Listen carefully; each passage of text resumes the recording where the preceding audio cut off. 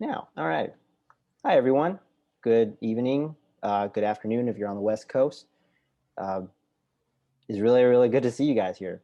I'm so excited for this event because I feel like we have three superstar panelists uh, and uh, and a bunch of other uh, superstar facilitators on top of that. This is an all-star cast, and we only have an hour uh, with them, so let's make the most of it. My name is Chris Lamb. I am one of the co-executive directors of Align, which is the Alliance for the Low Income and First Generation Narrative. We do annual conferences for and by first gen low income students at colleges across the country. If you want to bring Line Conference to your school, uh, hit us up afterwards. Uh, and My partner here, Josh Ferris, is representing the Empowering First Generation College Students Facebook group. He'll talk more about that after I get off my box. Uh, this event is going to be loosely structured into two parts. The first half hour is going to be a panel with our three panelists. The second half is going to be a breakout session, which is going to be led by facilitators, some of which are going to be the panelists, who will cover their own specific topic. Um, some will be covered by specialty facilitators who will cover their topics. We're going to label the name of the breakout group so that at the end, you can choose which group, which room you want to go into. Um, so we'll get to that at around 8:30, and then we'll spend about 25 minutes, reconvene back here. That's the game plan. So this is going to be a very participatory event, but of course, you can engage in it however much you want. We're just really glad you're here. So yeah, I'll leave it to Josh to finish the introductions before we get into the panel itself. Hello, everyone. It's nice to see some of your faces again. I'm really excited for this event because we have people from all over come. We have high school students, we have undergrad students, we have grad school students, we have those that work with these students, and then we also have professionals, all from different backgrounds. Half of you are about first generation and low income, and a mix of you are either one or the other or advocates of this. So, for those of you who don't know me, my name is Josh. I am one of the administrators for the Empowering First Gen Facebook group. We're a group of about 6,400, almost 6,500 first generation and or low income professionals and those that work with them, supporting each other. It's been about 5 years now. For those of you who don't know, I'm also both a trio participant in both the Talent Search and Upward Bound programs. And then I worked for two Upward Bound programs and a Talent Search program.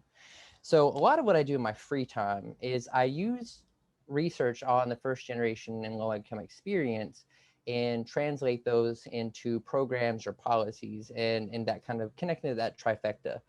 And so something that is interesting about this topic is there's not as much literature surrounding the experience of first generation low income graduate students when they enter in the workforce. There is a lot while they're in college, but not much elsewhere. So we come together today, not in holy matrimony, but in professional atrophy. So with that being said, we're going to go ahead and introduce our panelists today, and they have some great insights in navigating life as a first generation and or low income professional. So first up is our one and only Gorick Ng. Gorick Ng is the Wall Street Journal best-selling author of The Unspoken Rules: Secrets Starting Your Career Off Right. I would definitely hit him later for that book if you're interested. It's a guide that helps first generation students succeed in their internships as well as when they graduate and start their career path. He's also a career advisor at Harvard College, and he specializes in coaching first generation and low income students there. I've had a chance to meet him with him personally, so he's very humble, but he's very accomplished. So I would definitely check in with him and invite him to your own events later. Next, we have Karissa Justice. So Karissa Justice is the founder of Work Can Be Better, where she's a job search coach and content creator, as well as she does talent acquisition for values-driven companies. So her coaching practice is primarily focused on helping first-generation low-income students, but as well as those from other backgrounds. But she develops her professional skills to navigate white-collar workplaces as well. And so she has done more than enough, and she's very versatile in who she addresses and works with. So I definitely hit her up as well. And then last but not least, we have Call Me Ace, who is an independent hip hop artist, millennial professional, and disruptor who challenges the status quo. Determined uses music and professional knowledge as a gateway to connect with disenfranchised communities, including first generation and rural income. He encourages his supporters to live a rich life, not just a life full of riches. So that being said, we're going to jump right into the questions. And we have just a little bit for each one before we go into the breakout rooms for more personal conversations about this topic. So the first one is directed at Ace. And so this is, the professional world feels like it has its own culture and language, kind of like how at college we had to learn a new culture and language as first generation or limited income students. So Ace, can you tell me a bit about a time when you had to code switch at work? For sure. Short answer, I code switch all the time, every single day of my life. But before I get into that, what's good, y'all? Good evening. I see some folks chewing on some things. Glad you're eating. Can't wait to eat when I have time to eat, but I'm actually really excited to be with y'all, and so I'm not hungry right now. But to go back to your question of just like code switching, just a little context on, just kind of where I'm from. I'm from Bridgeport, Connecticut. If you're not familiar with it, it's within Fairfield County in Connecticut, which Business Insider wrote about as the most economically disparate part of the United States of America. Because on the one hand, you have Greenwich and, you know, large mansions and things of that nature. And then on the other side, maybe like 40 minutes away, you have Bridgeport, which is where I'm from. Very, very lower income environment. And yet I had this opportunity to go to middle school and high school at this predominantly white institution. Martha Stewart lived in the neighborhood that I went to school at, and it was 15 minutes away. And it's crazy how different 15 minutes can be from, broken buildings and jails next to schools to, on your way to school, you see deer eating on lawns and, people driving up in BMWs and all that stuff, right? And so at first, it was just very clear that like I'm not from here, right? It was just night and day, and that feeling honestly hasn't changed when I went to college at Columbia, or when I went to business school, or going to consulting or working in big tech, right? Like growing up, I had no idea that I'd be working at a Facebook or a YouTube. Like we were homeless for a point in our lives, right? Like they're just the whole conversation about going to college for my dad, who didn't even go through high school. It was just kind of like whatever you think you can do after ninth grade is what you're going to do, right? And so being in these spaces, at first it was like, you know I'm not hood enough, right? But then I'm not academic enough. I'm being called an Oreo, and just trying to figure out, like, am I even accepted wherever I'm at, right? Am I being included? And that's kind of what I interpreted code switching to be. I felt like I was code switching so that I could be accepted. Hey, like I can talk like y'all, or I can understand what you're saying. Hey, look at me, look at me. But over time, as I got older and I traveled the world more, I was learning new languages. I got into an intercultural relationship, right? Like I'm Jamaican American. I was the first one born in America. My wife is Ethiopian American, and just understanding how to engage with different cultures on a more intimate level. I realized that code switching is actually a powerful tool. It's an instrument. Really, it's about, if you do it right, allowing for your real self to be heard. It's like speaking a different language, and so now when I'm in these corporations, I'm in these client meetings, etc., it's less about, oh, I'm trying to code switch so that I can be included. It's like, no, I understand the language that you speak. Let me speak that language so you can hear my full self as I'm delivering to you the message that needs to be communicated. It's about communication at that point. And so the same way that I could, have a conversation with the chief executive officer, the chief marketing officer, right? Just as well as I could have a conversation with the analyst, I could have a conversation with my manager and the receptionist. Just like how you talk to your mom differently than you would talk to, you know what I mean? Like this person that you went to school with. It's just language, right? And just being able to connect with people. And that's what I actually find, the most. Listen, code switching right before this meeting, the reason why I was 3 minutes late was because my like key stakeholder is actually based in Tokyo, Japan. And there's a way that I have to communicate so that we're all on the same page. We know what we have to do.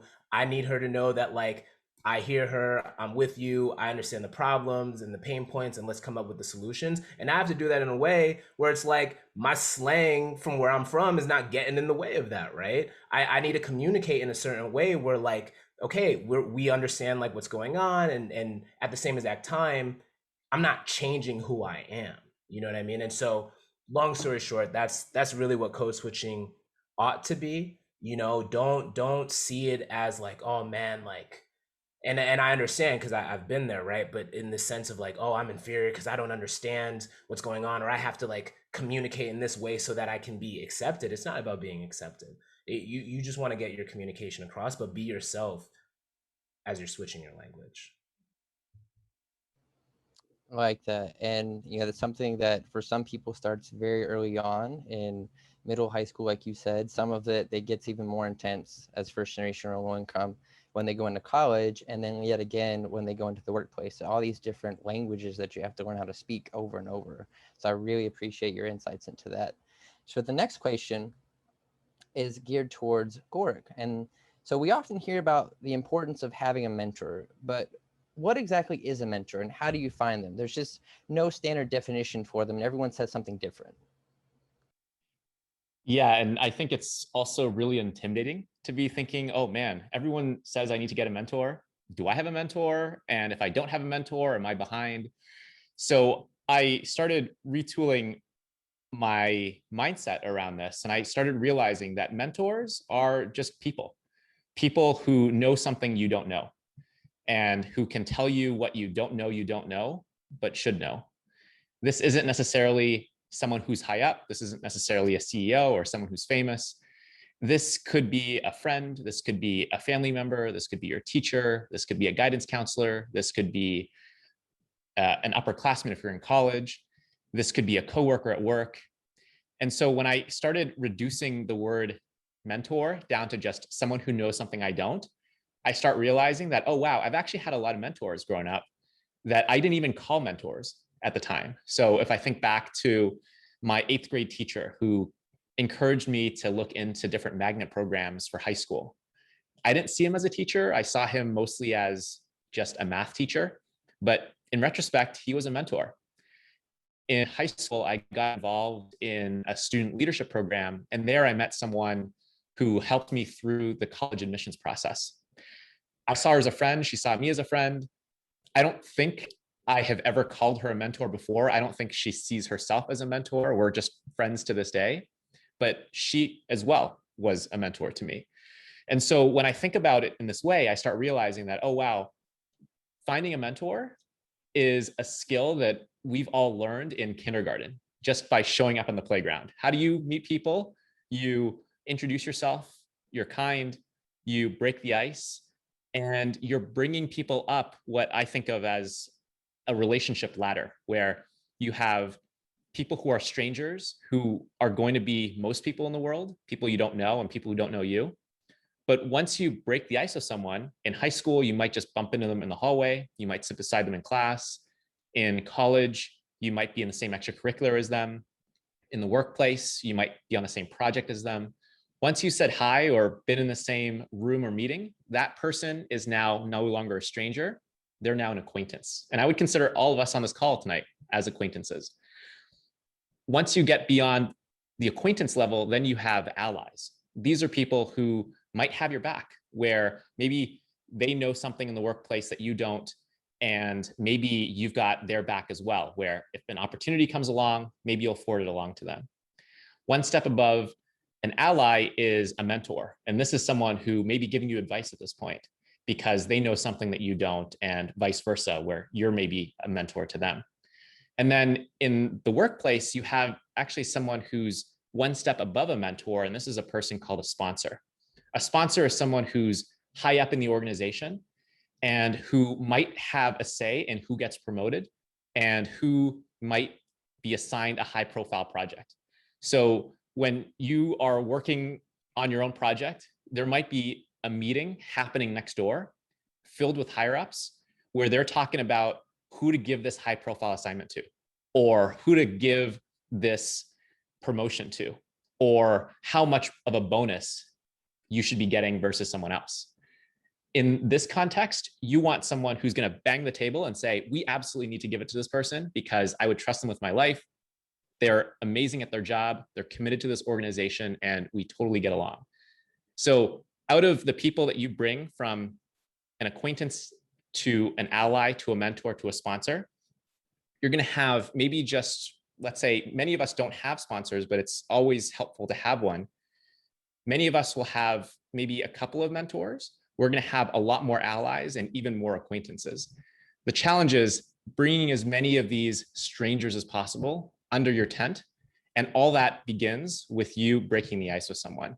So I'm happy to talk about this in my breakout room on how do you bring someone up from stranger status to acquaintance status. But a lot of it is really just a matter of looking left, looking right, seeing who's around you, introducing yourself to them, and then following up with maybe a thank you email or a request to have a conversation. In the workplace, it might be you volunteering to work with this person. And first you talk about work, and then you talk about your weekends, and then you talk about your careers. And from there, just like in kindergarten, just like in school, something that we've all already done, we're bringing people up with us. These are people that are people we've already been in touch with. So for example, you all should feel free tonight to direct message someone. That's your way to bring someone from stranger status to acquaintance status, and maybe even to ally status at the end of tonight's session together. You can also find mentors by asking for an introduction. So if you find out, for example, that there's someone tonight here who knows someone that you'd like to be introduced to, you could ask for an introduction maybe and say, hey, I noticed that you're connected to so-and-so. Are you by chance close enough to them to maybe introduce me? I'd love to talk to them about A, B, and C.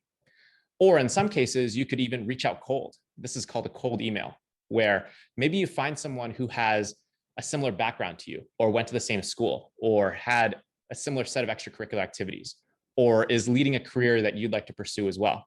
In which case, you could either message them on LinkedIn or on social media, or you can guess their email and send them a cold email introducing yourself. And again, I'm happy to talk more about what this looks like and sounds like in the session later on.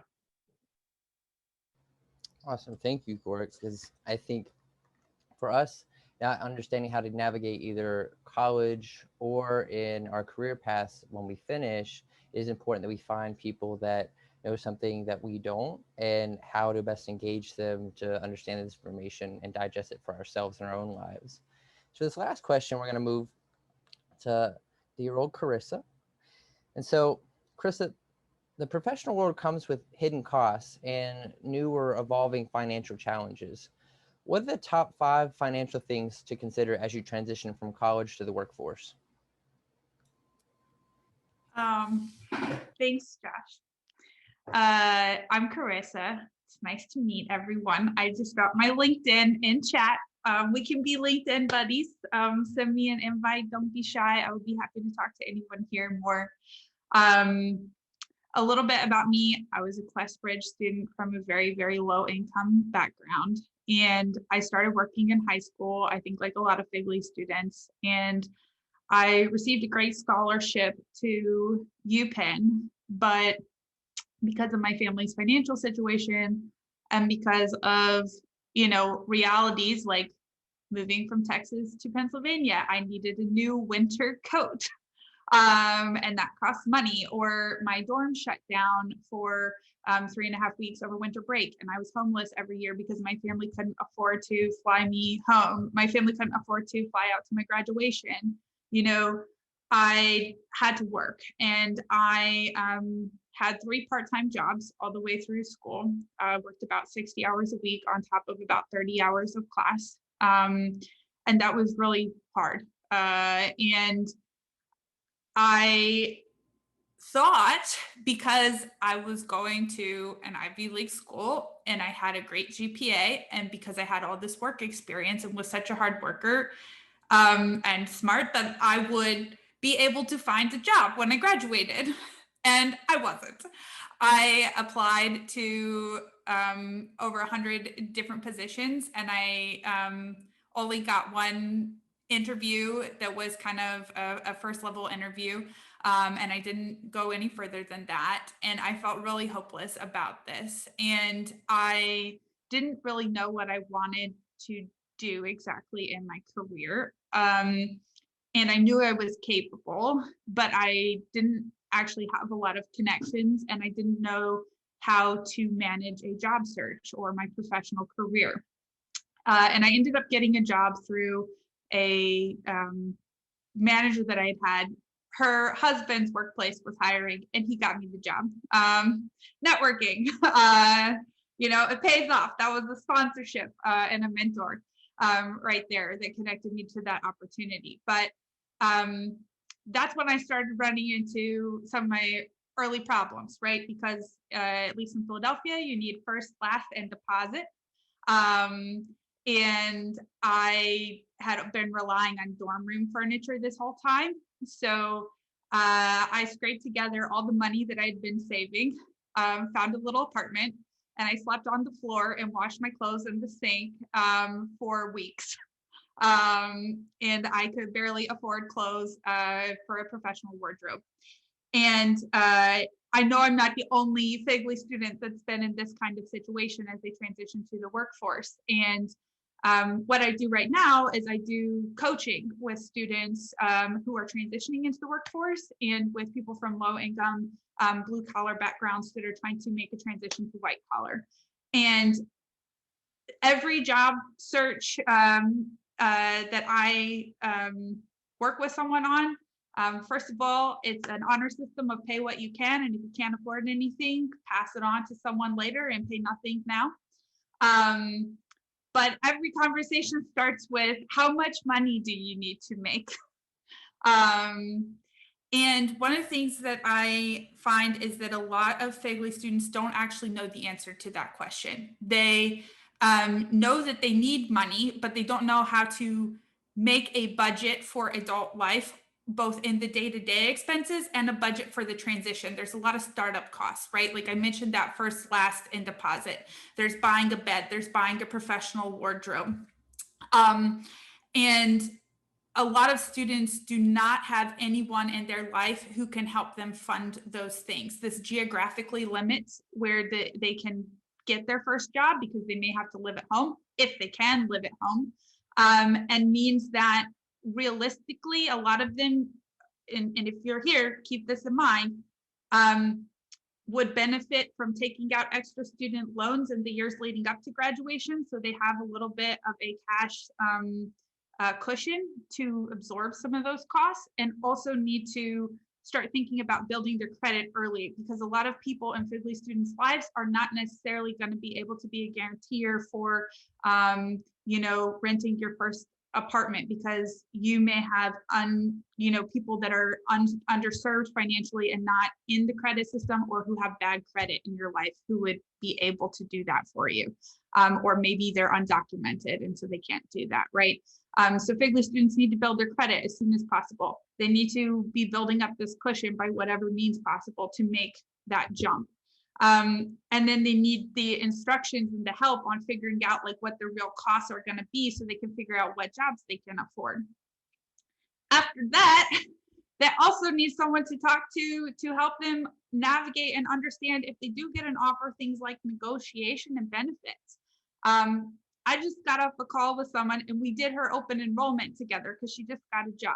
And no one in her life, no adult in her life has ever had a job where they had benefits through their workplace, and they don't understand what any of those things mean, right?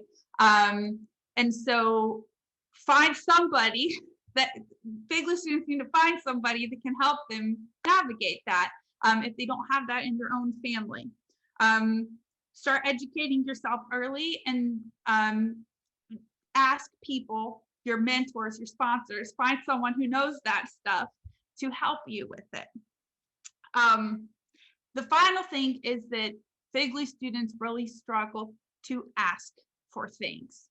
And I have a theory on this, which has resonated with other Figley students.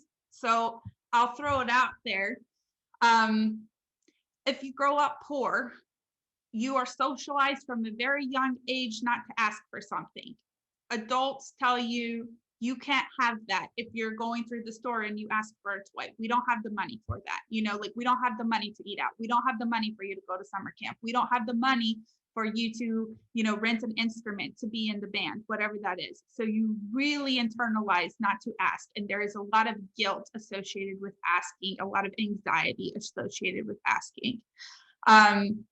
And when you transition into a white collar workforce, most of the people that you're working with, your peers, did not grow up with that scarcity. And for other people, they ask for something when they need it and their needs are met. Okay. And in fact, they can even ask for things that they don't need, but they want, and sometimes they get it. And so I think one of the most important things for FIGLY students to start practicing as they transition into the workforce is asking for things. Put yourself out there and try to negotiate something with your first offer, even if the answer is no, just so you have the experience of asking and realizing that like the sky didn't fall in on your head and you still got the offer. Ask other people for help as you navigate the benefits enrollment period or as you transition into a new department. Because a lot of people will say yes, but the assumption is in those environments that you will ask if you need something. So that was a lot of stuff in a short period of time. But that's my list, Josh. That's my list of the top 5 things for FIGLY students. And I would be happy to talk more about that in a breakout session. Ooh, man, did you hit me hard? So Chris and I, we met beforehand. We have a lot in common with our life stories. And so just hearing that again it brought up a lot of memories, both in college, before college, and after college. And I think it's something to really think about, that a lot of people tell us, you get to college, you make it, everything's fine when you get there. We know that that's not the case. But then also people say that, oh, once you get that degree, that you've made it, there's nothing else to worry about there. That's a lie. And so I definitely think there'll be a lot of people interested in this topic going forward. And so now I want to make it a little bit more general. I probably should have asked this first, but my bad. So I guess for any of the panelists that want to answer this, how do you feel like you got to where you are today after you graduated and making it within your career path, if you feel like you have? You don't have to answer this, but it's just to get a way for the audience to get to know a little bit about your background and what worked for you and your experiences, if they can resonate with anything.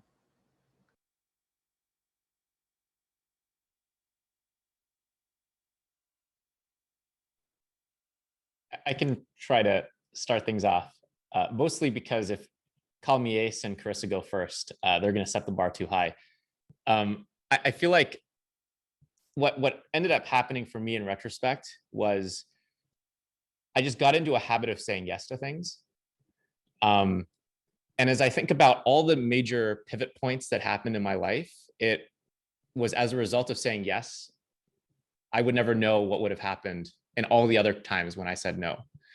So if I think about when my 8th grade teacher encouraged me to apply to a magnet school and a magnet program, he said, hey, would you be interested in this? And I thought, I don't know. And then I started going online and started looking into it. I didn't really know what I was looking at, but I was like, you know what, maybe I'll go check it out. I'll go to this info session. And then when I went to the info session, I thought to myself, well, should I really apply? Maybe I'll give it a shot. And then when I got into high school, there was an opportunity to join the student council.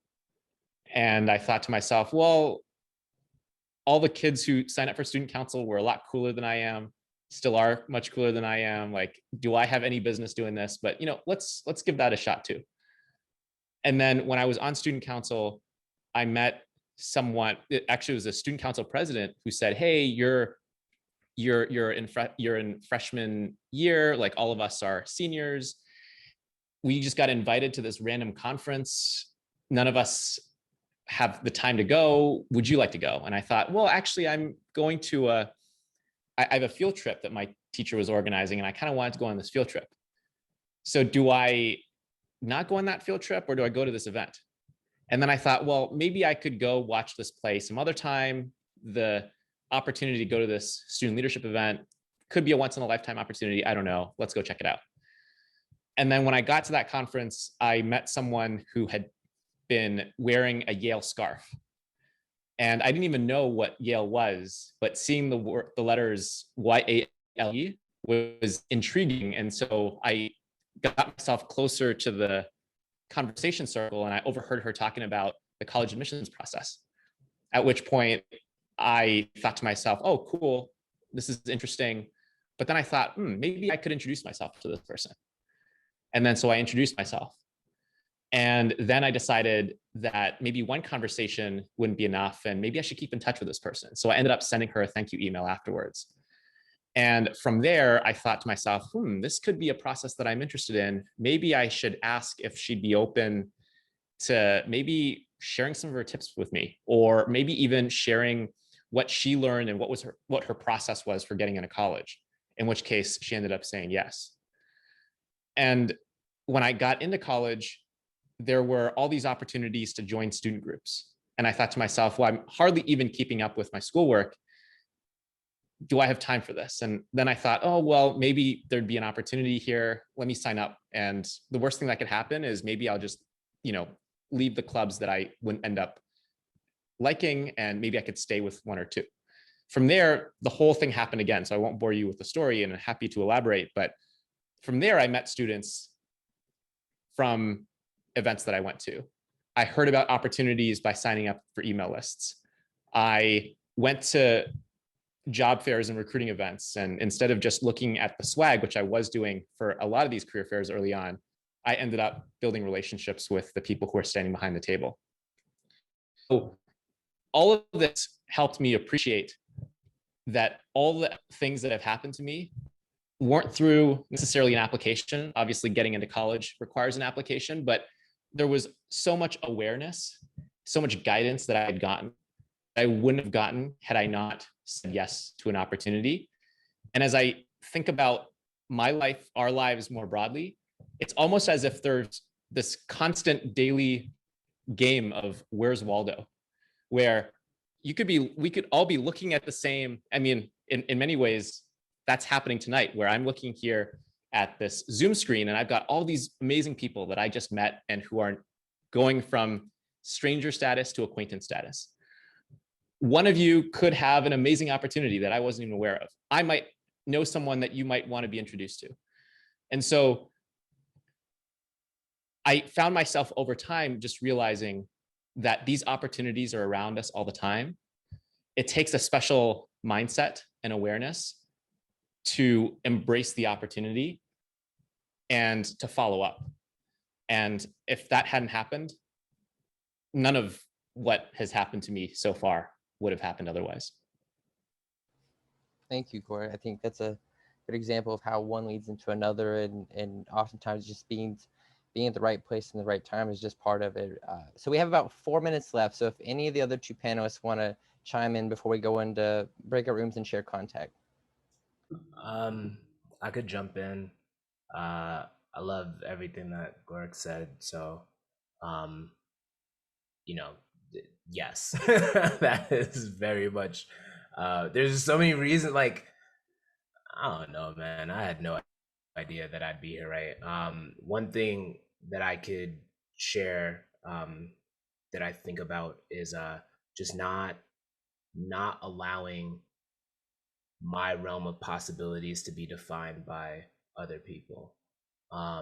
It's already a statistic breaking phenomenon that we're even, in this conversation right now, talking about what we're talking about. And, I still have family in Bridgeport that I connect with and support. And, it's a privilege for me to be able to share and do the things that I'm doing and share it with them, that they can do it too. But I remember, starting a student group about hip hop at Columbia University when, you would think we're in New York City. Why is there not a hip hop group? And yet there is no hip hop group, and it's not considered an official group. And it's like, whatever, it's official to me. So I'm a, run with this. And 10 years later, it's an official group now, and there's been papers written about it, and it's about to be archived in the history books of Columbia. And you're just looking at it, you're like, oh, that's cool now that it has that validation, but it was possible when I started it, right? It was real when I started it. Right now, having this job, in the corporate world, big tech, but then simultaneously doing music. I mean, 5 years ago, people were like, "Oh, you should just do your job," But it's like, nah, I've been making music since I was a kid, and so for me, going into it the way that I'm doing it right now is like, all right, well, I'll still do it, and you see like just how it's been growing, and you see fan engagement from across the world, literally from South Africa to Sofia, Bulgaria to Russia to Canada, saying what this music means to them. And now looking back in retrospect, people are like, oh, dope, it's cool, like you can have a job and do music too, it's awesome. But it's like, no one told me it was possible, right? But I chose to go through that and make that possible, right? And to Gorick's earlier point, right, being able to say yes is like that combination of it, because when YouTube hired me from Facebook, it was for a completely different role. But then after I started, 2 weeks later, the hiring manager talked to me and he was like, hey, like, you have all this years of music industry experience. Would you want to help us start our music label development program? And so it was wild, because it was like, yo, this thing that I've been doing like by myself, outside of, the corporate world or whatever, is now not only validating experience, but is changing what I'm actually doing during the day. I was like, oh snap, this is wild. Who would have known if I said, no, I'm not going to do it because it's not a music role, I wouldn't have had this opportunity to work in a music role at YouTube, right? And so it's just like one of those wild things, but like, who thought it'd be possible, right? And so, I just share that with y'all, is like, sometimes like you have these ideas, you have this vision of where it is that you want to go. And like, I know for me, where I come from, it was all crazy talk every time I'd open my mouth, right? But I didn't let my environment, I didn't let people that didn't understand where I was coming from, I didn't let societal pressures or anything define what's possible for me. I went for it. And here we are now. So 2 testaments on some of the experiences, not just of getting through before college and through college, but then the struggles of after college and how to make it. So we're right at time. So without further ado, I'm going to turn to Chris to first share some contacts, as well as to talk more about the breakout sessions we're going to have. All right, I'm going to share on my screen the contact information for our panelists today. These will be coming out in the post-event email, so that you can click on the hyperlinks, because you can't click through my share screen. But while I have this, and you can see all of my other tabs, because everything doesn't work right now. Anyway, you can see this, right? So let's quickly go through the oh no. Click Josh, can present you? up next to where it says share Yeah. in the right-hand corner? Yeah, there you go. Yeah, I thank you. Yeah, no problem. Trying to multitask and set up the breakout rooms at the same time. So, I don't know where Zoom went. Hey, Josh, can you set up the breakout rooms, please? So we have 7 breakout rooms. So Call Me Ace's breakout room is going to be on his topic that he talked about during our first question. And Gorick's and similarly Gorick's and Karissa's will be reflecting that as well. So the 4 new topics will be from our specific facilitators that we've brought on as well, to try to make this a full event. And so I just want to briefly introduce Blake Mandel, Crystal Lamb, Kiki Spezio, and Betty Tran, our 4 external facilitators. So Betty will be talking about making a career change. She is She works at Jopwell, which is an amazing tech startup that does diversity hiring. Check her out. They do similar events as this as well. They're a great company to check out. Blake Mandel is he's a co-founder and COO of a psychedelic pharmaceutical company. A new job after being in venture capital at a company called AliCorp, and then previously before that, Pace Capital. Crystal Lamb is a consultant at Forest Marsh Group, so they do government contracting. Blake's session will be on self-advocacy in the workplace. I believe he plugged his session or his breakout group in the chat. So self-advocacy in the workplace. Crystal's session will be on impostor syndrome. And Kiki Spezio is an associate at Hack Diversity. So they're a Boston-based group that does basically what Jopwell does, a lot of like connecting students to tech companies for diversity hiring. And so Kiki's session is on setting up a new support system outside of school.